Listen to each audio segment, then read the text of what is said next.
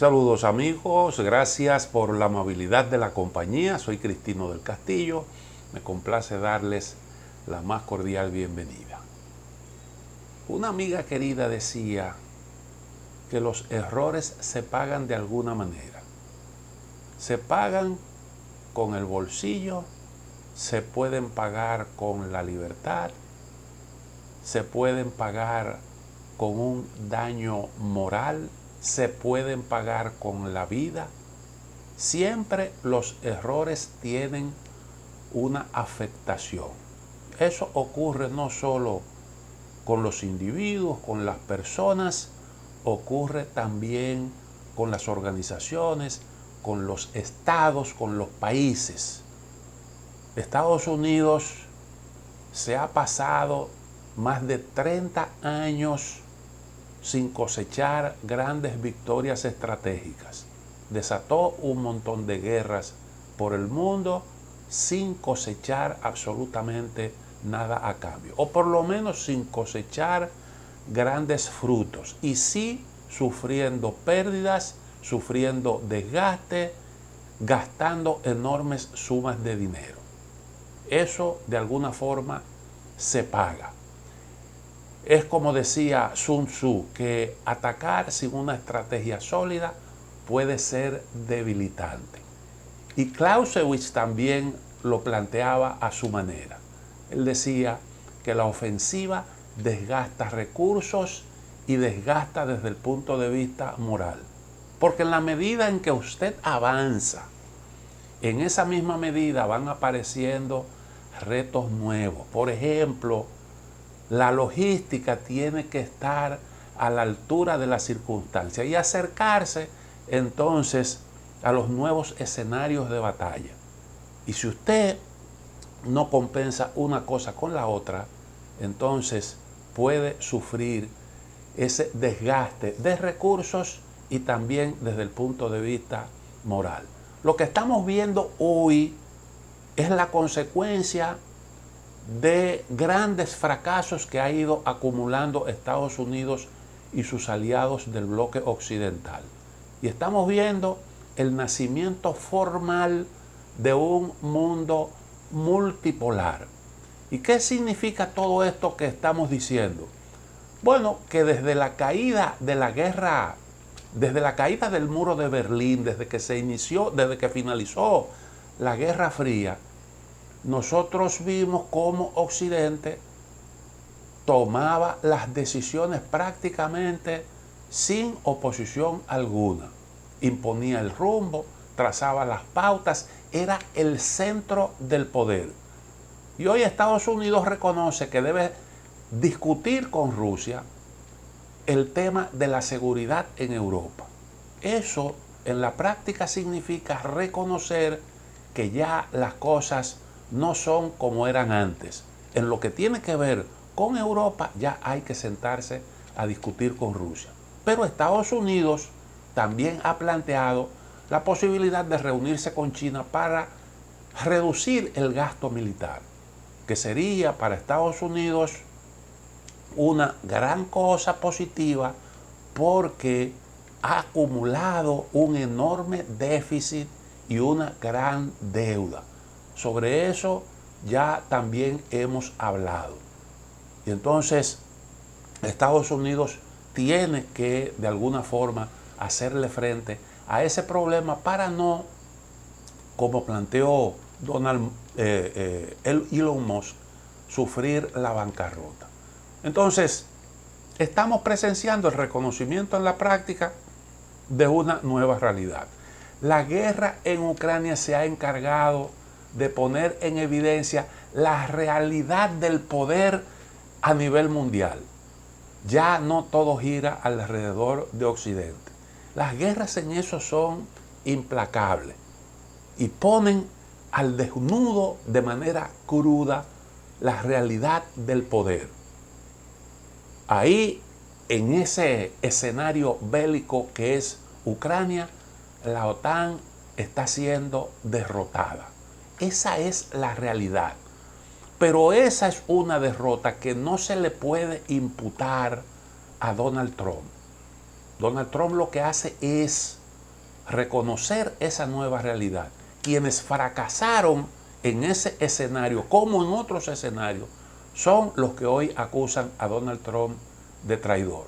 Porque durante 3 años toda la OTAN no fue capaz de doblegar a Rusia.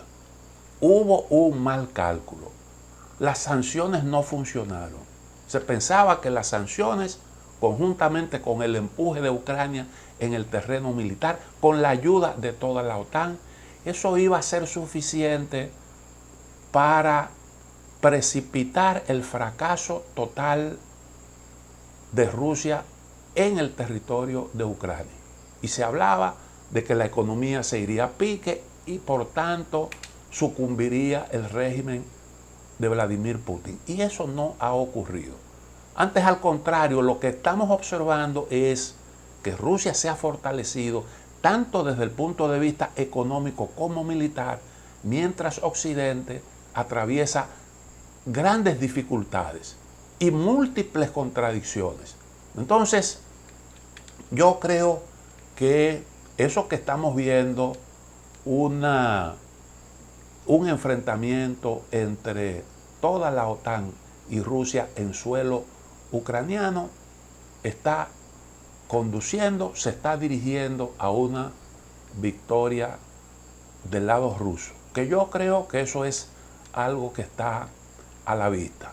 Ucrania aceptó a ser decarnada en ese enfrentamiento y Estados Unidos utilizó ese choque para conseguir algunos objetivos estratégicos. Entonces, aquí estamos viendo realmente una situación totalmente atípica. Atípica en el sentido de que los dos bandos enfrentados, Rusia y Estados Unidos, porque indiscutiblemente que Estados Unidos es quien ha liderado la parte que está confrontando con Rusia en el campo de batalla. Y las dos partes han conseguido objetivos importantes. Rusia y Estados Unidos. Y entonces pareciera como que los dos que se han enfrentado allí han sido vencedores, mientras otros que han jugado un papel, un rol accesorio, digámosle de esa manera, aunque los ucranianos son los que han estado dando la cara en el campo de batalla, pero no son la parte esencial del conflicto. Los que han estado jugando ese rol son los grandes perdedores. ¿Por qué yo digo que Rusia gana y que también gana Estados Unidos? Aunque la victoria de Estados Unidos tiene también otro aspecto, otra faceta que lo convierte al mismo tiempo también en un perdedor. Pero ha conseguido objetivos estratégicos importantes. Bueno, Rusia yo digo que gana porque obviamente es el país que, bueno, pues le ha quitado, le ha arrebatado a Ucrania el 20% de su territorio. Ahora mismo, pues, son los rusos los que tienen la ofensiva en el plano militar. Rusia le está imponiendo sus propios términos al bloque occidental encabezado por Estados Unidos. Estados Unidos ha convenido en aceptar como buenas y válidas las exigencias de Rusia y eso es lo que está ocasionando ese trastorno en Europa. Bueno, pues desde este punto de vista podemos decir que Rusia pues es hasta ahora mismo, se perfila como el gran ganador de todo esto. Yo digo que Estados Unidos por su parte también ha conseguido objetivos estratégicos importantes. ¿Por qué? Porque la guerra en Ucrania era un esfuerzo por debilitar a Rusia. Pero Estados Unidos tenía clarito desde el principio que doblegar a Rusia en el campo de batalla sería realmente muy difícil. y que además de eso era una tarea riesgosa. Riesgosa porque Rusia tiene armas de destrucción masiva y no dudaría en utilizarla en caso de que se viera en riesgo su integridad territorial. Entonces, Estados Unidos sabía perfectamente que ahí habían unos objetivos que se podían alcanzar, pero que una vez alcanzado, entonces era menester buscar un entendimiento con Rusia. Y era lo que se planteaba en el documento que comentamos en el programa anterior, el informe Rand Corporation. Estados Unidos utilizó este conflicto para intentar debilitar a Rusia, pero también y sobre todo para lograr un cambio de rumbo de toda Europa. Porque cuando se produjo esa situación ahí, cuando Putin planteó sus demandas de seguridad, Estados Unidos, que fue quien discutió con Rusia los reclamos de Putin en aquella reunión entre Putin y Biden, simple y llanamente hizo caso omiso de esas exigencias. Y un tiempecito después estaba ventilando la posibilidad de llegar a un acuerdo en los términos que estaba planteando Rusia. Es decir, que ellos sabían perfectamente lo que buscaban. ¿Y qué era lo que querían? Bueno, un nuevo paradigma en asuntos de seguridad que permitiera entonces exigirle a Europa determinados sacrificios en esa línea de contención de China. Alinear a Europa con esa política de contención de China era el principal objetivo. Y entonces, en esos menesteres, imponerle grandes sacrificios, sacrificios de intereses nacionales importantes. Por ejemplo, la eliminación de la dependencia de Europa de los recursos energéticos de Rusia. Recursos baratos que aseguraban la competitividad de la economía europea. Y por el otro lado, un freno de la expansión hacia China, que tanto temía Estados Unidos. Las dos cosas implicaban para Europa grandes sacrificios. Estados Unidos le exigió un cambio de rumbo a Europa por la vía de las negociaciones. Se reunió con Europa en múltiples oportunidades, incluso intentó algún tipo de medida de coerción para lograr ese cambio y no lo consiguió. Desde Barack Obama, Estados Unidos intentó conseguir eso de Europa, sin resultado ninguno. Recuerden que Barack Obama le exigía a Europa gastar más en seguridad. ¿Por qué? Bueno, porque Estados Unidos asumió todo el costo de la expansión de la OTAN. Todo el costo de la expansión de la OTAN. De eso nosotros también hablamos aquí. Y Estados Unidos entendía que había un acuerdo que fue el que le dio vida a la OTAN, que establecía el compromiso de un gasto del 2%. Europa nunca convino en hacerlo. Y yo recuerdo perfectamente las exigencias de Donald Trump con respecto a esa situación y con respecto al Nord Stream 2. Porque bueno, Estados Unidos decía, nosotros aquí lo que estamos viendo es que nosotros pagamos la seguridad y entonces Europa hace los negocios con Rusia y con China. Y ahora, decía Donald Trump, se quejaba de eso, se está construyendo un nuevo gasoducto que va a aumentar la dependencia de Europa, sobre todo de Alemania, en ese momento líder de todo el bloque europeo, y eso, bueno, pues va alejando a Europa de Estados Unidos. Y entonces, por el otro lado, el creciente intercambio con China era una preocupación también de Estados Unidos. Esa guerra en Ucrania pues sirvió de pretexto para, en base a ese nuevo paradigma en asuntos de seguridad, exigirle ese cambio a toda Europa.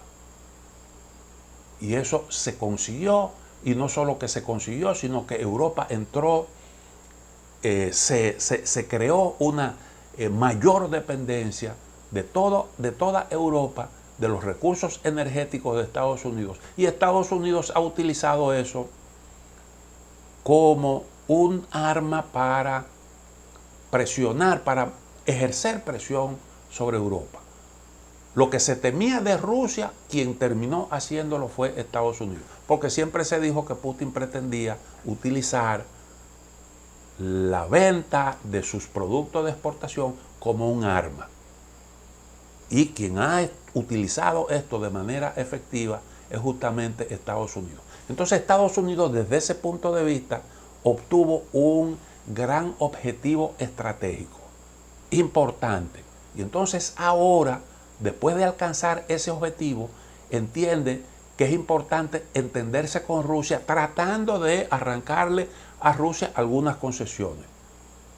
Cuando usted ve que Estados Unidos manda a las conversaciones que se sostuvieron en Riad, en Arabia Saudita, al enviado especial para Oriente Medio de Trump, es porque ahí, entre los temas a discutir, estaba el de la situación en Oriente Medio. Y uno de los temas relativos a Oriente Medio tiene que ver con Irán.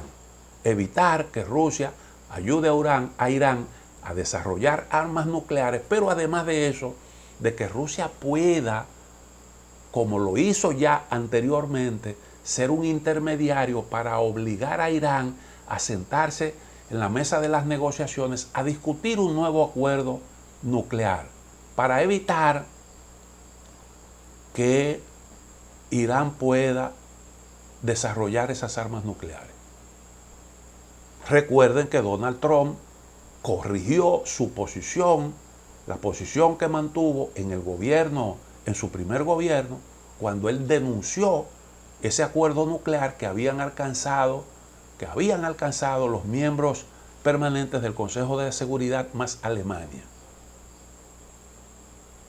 Era una posición de Israel, que lo que había era, para evitar que Irán se hiciera con armas nucleares, bombardear las instalaciones nucleares. Hoy eso realmente se ve como algo realmente imposible, una verdadera locura. Y entonces quiere Trump conseguir eso de Rusia, pero además de eso también evitar que siga creciendo el poderío nuclear de Corea del Norte, que es un verdadero dolor de cabeza para el vecino Corea del Sur, para Japón, para los aliados de Estados Unidos en toda esa zona del lejano oriente, la península de Corea. Y entonces, bueno, pues ahí hay muchas cosas que discutir. También, naturalmente, alejar a Rusia lo más que se pueda de China. Ahí se produjo ahora recientemente un fenómeno curioso, rarísimo. Y es que Estados Unidos y Rusia votan de común acuerdo en contra de una resolución sobre Ucrania a propósito del aniversario, tercer aniversario de la guerra, en la que se condenaba a Putin como el iniciador del conflicto, como el agresor. Rusia y Estados Unidos rechazaron eso, conjuntamente con otros países. Fueron unos 18 en total. Y curiosamente se produjo la abstención de China. Y bueno, uno tiene que preguntarse realmente qué es lo que explica esa actitud. China ha mantenido un gran silencio con respecto a todo este ruido que hay alrededor del tema Ucrania y los pasos dados por Donald Trump para procurar un acuerdo con Putin. China ha sido un gran beneficiario también de ese conflicto. ¿Por qué? Bueno, porque Occidente ha estado entretenido ahí con esa guerra. Todos los técnicos, como ha dicho Donald Trump, estadounidenses, los grandes estrategas, han estado concentrados ahí en ese problema. Y mientras tanto, el competidor más fuerte de Estados Unidos ha estado alejado de ese escenario conflictivo, obteniendo beneficios, porque China ha tenido acceso en condiciones favorables a todos los productos rusos de exportación, a precios rebajados. Y entonces ese es un gran beneficio. Europa hoy compra recursos energéticos 5 veces más caros que en Estados Unidos. Esa es la realidad. Y 1/3 más caro de lo que se compra en China. Entonces eso es una desventaja comparativa que va en perjuicio de los europeos. Entonces yo decía, aquí, bueno, pues Estados Unidos también es un gran ganador, pero por el otro lado pierde. Pierde porque no consiguió meter a Ucrania en la OTAN. Tendrá que discutir ahora las reglas de seguridad en el escenario europeo con Estados Unidos, con Rusia, perdón, y esa es una concesión producto de lo que en esencia es un fracaso de la política estadounidense dirigida a Rusia, aunque consiguió los objetivos con respecto a Europa. Entonces, estas son cosas que usted tiene que entender para explicar el porqué de todo esto que estamos viendo, que tiene el sello de Donald Trump. Esa, se puede decir que condición sui generis de este político que irrumpió en el escenario estadounidense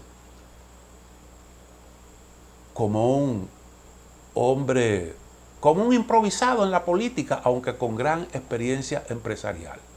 Es un hombre con un gran olfato político, indiscutiblemente, un tipo inteligente y que además de eso sabe comunicarse con la gente. Sabe comunicarse con la gente y tiene hoy en día una gran aprobación en Estados Unidos. Bueno, pues así es como están planteadas las cosas hoy en día. Y estos son aspectos clave para entender el curso de los acontecimientos. Todavía hay muchas cosas que no están claras. ¿Qué va a resultar de estas conversaciones entre Estados Unidos y Rusia? Aunque hay un rumbo claro, una intención bien definida.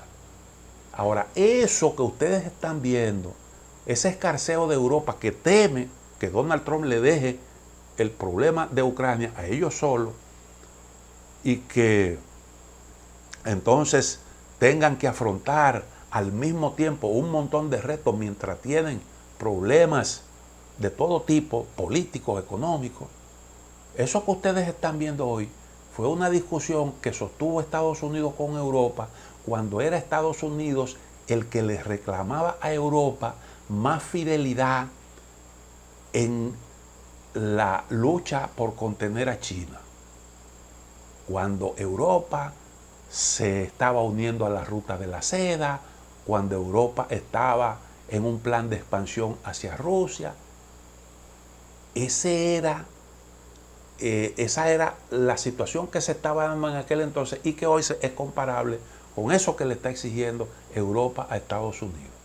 Recuerden ustedes, eso que dijo Merkel, de que el Minsk II, ese acuerdo que en el 2014, 2015 se firmó con Rusia, o firmaron Rusia y Ucrania con los auspicios de Alemania y de Francia, fue algo que se concibió supuestamente para que Ucrania tuviera tiempo para prepararse y darle la cara a Rusia. Yo digo que Merkel realmente lo que andaba buscando era salvar el pellejo, porque cuando ella dijo eso, en muchos círculos europeos, en muchos círculos occidentales, se estaba planteando la posibilidad de ajustar cuentas con Merkel. porque a Merkel la responsabilizaban por ser quien trazó las pautas de colaboración con Rusia y de acercamiento con China. Y yo recuerdo que leí un editorial del periódico El País en donde se hablaba justamente de eso. Y entonces Merkel, asustada, dijo eso, cosa poco creíble. ¿Ustedes saben por qué? Porque en ese momento la línea clara de Alemania era de acercamiento con Rusia, y eso, una guerra entre Ucrania y Rusia, simple y llanamente haría insostenible esa línea que había trazado Alemania. Pero recuerden ustedes que en ese momento se estaba construyendo a todo vapor el Nord Stream 2. Entonces, si la línea era que Ucrania se preparara militarmente para ese choque con Rusia, entonces no se justificaría esa línea de construir ese gasoducto. Yo creo que es un asunto elemental. Ni tampoco se hubiera justificado el acercamiento con China. ¿Por qué? Bueno, porque esa guerra hubiese sido el pretexto para que Estados Unidos exigiera un cambio de rumbo, como en efecto ocurrió. Lo que Merkel andaba buscando era justamente lo contrario. Era justamente lo contrario. Además de evitar el problema de una nueva oleada de refugiados, como eso que vimos, 6 millones de refugiados ucranianos en Europa,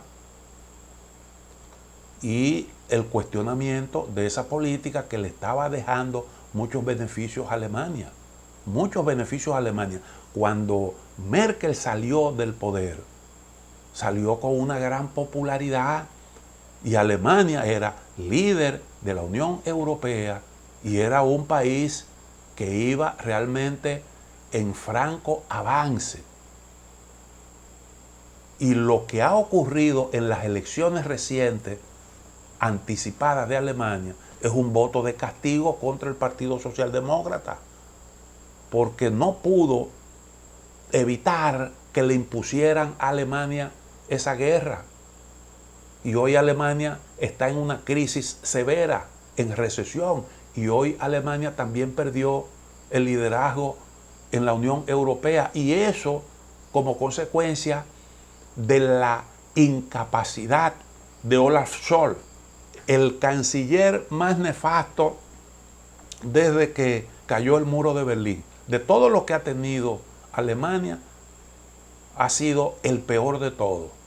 Y bueno, el resultado lo dice claramente. 3 años de gobierno, cuando los anteriores, Helmut Kohl, la propia Merkel, gobernaron 16 años. Schröder gobernó 8 años. Y este señor no pudo completar el periodo de 4. Hubo que adelantar las elecciones y perdió abrumadoramente. El peor resultado desde la Segunda Guerra Mundial. Ahora, ¿cuál es la realidad? Bueno, la realidad es esa que yo les estaba exponiendo. El Partido Socialdemócrata fue un aliado de la CDU de Angela Merkel. Y Schröder, que era socialdemócrata, pasó a ser alto ejecutivo de Gazprom después que dejó el puesto de canciller, de jefe del gobierno de Alemania. Eso evidencia la compenetración que había entre Rusia y Alemania. Y a eso era lo que le temía Estados Unidos. Y exigió un cambio de rumbo y no lo logró. Ahora Europa es la que le está exigiendo a Donald Trump un cambio de rumbo. Y pudiera interpretarse como que es una cuestión de venganza, pero lo que hay de por medio son intereses nacionales. No es casual que Donald Trump esté hablando de Estados Unidos primero, porque eso es lo que él está haciendo, priorizando los intereses de Estados Unidos. Ucrania, Europa tienen que seguir la línea que le imponga su gran aliado Estados Unidos. Bueno, gracias por la amabilidad de la compañía.